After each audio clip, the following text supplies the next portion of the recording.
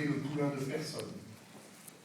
Major de l'agrégation de droit public, professeur à Reims puis à Nanterre qu'il ne quittera jamais, il est rapidement devenu un des plus grands publicistes, disons-le franchement, le plus grand publiciste de sa génération. Nous l'avons aimé publiciste dans les deux sens du terme, celui de notre communauté juridique, à savoir professeur de droit public. Constitutionnaliste, disent les médias, qui aiment les étiquettes simples, que Guy Carcassonne exécrait. Professeur de droit, et les deux mots comptent. Mais publiciste aussi, au sens né lors de la Révolution française et disparu désormais, à savoir qui écrit sur la chose publique. Plus de 400 articles répertoriés, 3 livres, dont son opus magnum, La Constitution, 11 éditions à ce jour, des dizaines de milliers d'exemplaires vendus. D'aucuns n'aiment pas que les professeurs s'expriment ailleurs qu'en colloque ou écrivent pour le grand public. Guy Carcassonne estimait au contraire que cela faisait partie de sa mission d'enseignant. Nous publierons donc au Seuil, en janvier prochain et en poche, un petit dictionnaire de droit constitutionnel dont il est l'unique auteur, puisqu'il est constitué d'une sélection de citations parmi tous ses écrits. Grâce au comité de rédaction de la revue Pouvoir et à Anne Sastourné avec son équipe au Seuil, qui ont tous consacré leur été à cette tâche.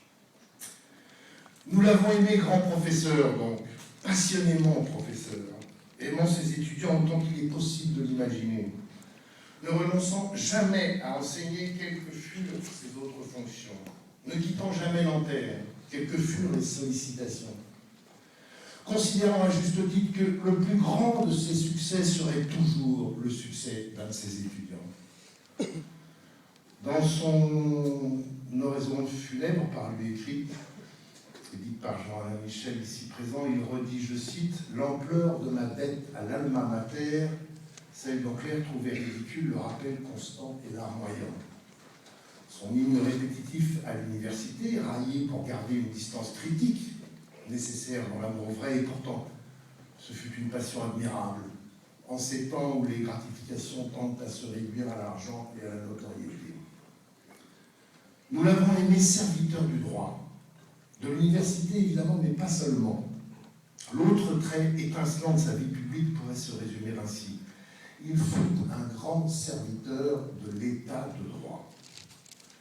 Il existe encore des serviteurs de l'État, même si l'expression paraît à beaucoup désuète, tant pis pour eux.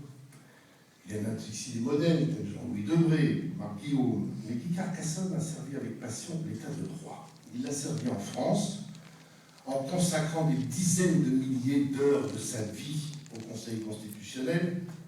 Il s'agit de le saisir, d'intervenir dans la procédure, d'expliquer ses décisions, de les défendre toujours dans le grand public, de les critiquer parfois dans les cénacles spécialisés, et il l'a servi à travers le monde jusqu'à Kaboul.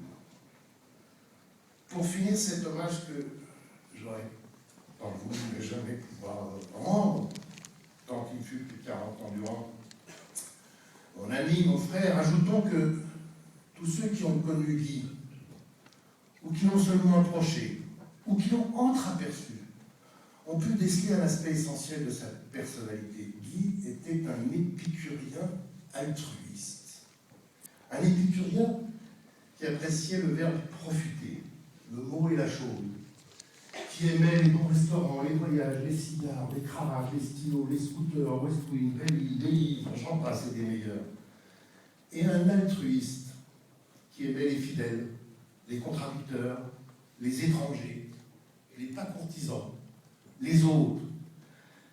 Un altruiste car Guy adorait l'autre. L'autre manière d'enseigner, pour capter l'attention, captiver l'auditoire, rendre ses étudiants plus intelligents. Il savait expliquer les enjeux juridiques en les simplifiant, tout le contraire de nombre de ses collègues s'abritant derrière la complexité pour justifier, pense-t-il, leur magistère.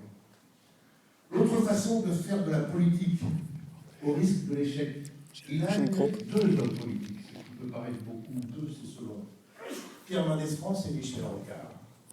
Deux rigoureux, deux démocrates, Deux gagnants aussi pour ce qu'ils ont fait, et surtout par la trace qu'ils ont laissée, mais deux perdants quand même au bout de l'histoire, quelques mois après, puisqu'ils n'ont pas exercé le pouvoir suprême. Guy n'en avait cure.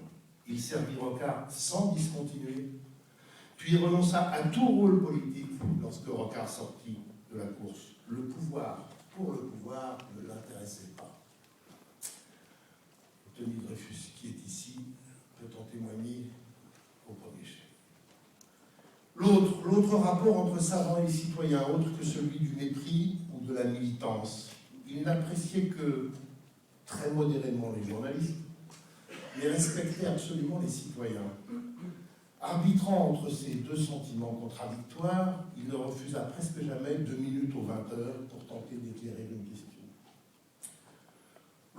L'autre solution, lorsqu'il semble n'en exister aucune, dans ses argumentations juridiques souvent très audacieuses, et au-delà, face aux difficultés de la vie, innombrables dans sa jeunesse, qui ne le virent jamais baisser les bras.